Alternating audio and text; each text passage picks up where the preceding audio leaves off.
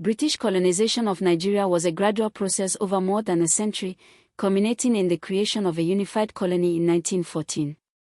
Britain first intervened in Lagos in 1851, bombarding the town and deposing the Oba Kosoko who supported the slave trade, replacing him with the more amenable Oba Akitoy. In 1861 the British formally annexed Lagos as a crown colony, under pressure from commerce and missionary advocates.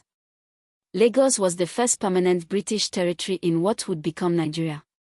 The annexation was justified publicly as suppressing the slave trade and protecting commerce, but the fertile lands and trade potential were the real motivations. By 1885 the Oil Rivers Protectorate was established over the Niger Delta, the region of the palm oil trade. Renamed the Niger Coast Protectorate in 1893, it extended British authority into the Eastern Delta.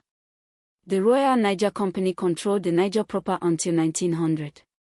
After the company's charter was revoked, the British created the Protectorate of Southern Nigeria in 1900, bringing together the Oil Rivers territories and the Niger Company areas. Lagos Colony was merged with Southern Nigeria in 1906. The North was more systematically conquered. In 1900 Lord Lugard arrived as High Commissioner of the newly created Protectorate of Northern Nigeria. He methodically reduced the emirates. The Battle of Kano in February 1903, the walled city of Kano was stormed by British forces. The Battle of Sokoto in March 1903, the Sokoto Caliphate capital fell.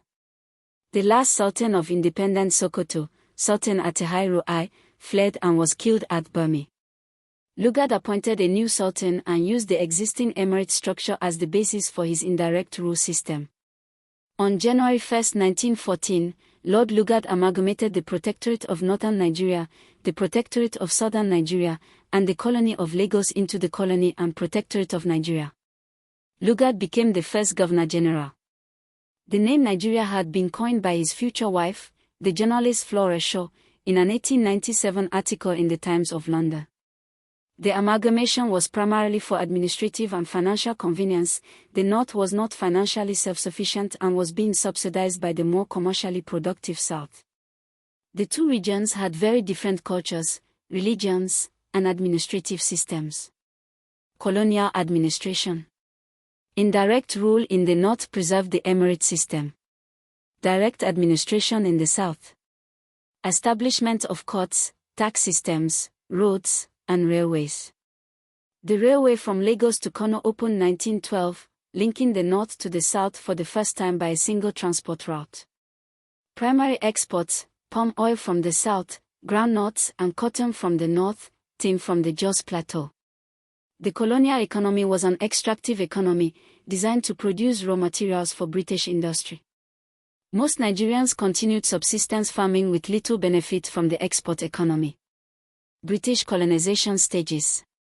Lagos, 1851 bombardment, 1861 annexation as Crown Colony. Oil Rivers Protectorate 1885, Niger Company 1886 to 1900. Northern Protectorate from 1900, Lugard conquered Kano and Sokoto 1903, indirect rule established. Southern Protectorate 1900, Lagos merged 1906. Amalgamation 1914, Colony and Protectorate of Nigeria, name coined by Flora Shaw 1897. Colonial economy, extractive, railway Lagos to Kano 1912, palm oil South, groundnuts North, tin Jos Plateau. This is Light Tech Academy, quality education for every Nigerian student.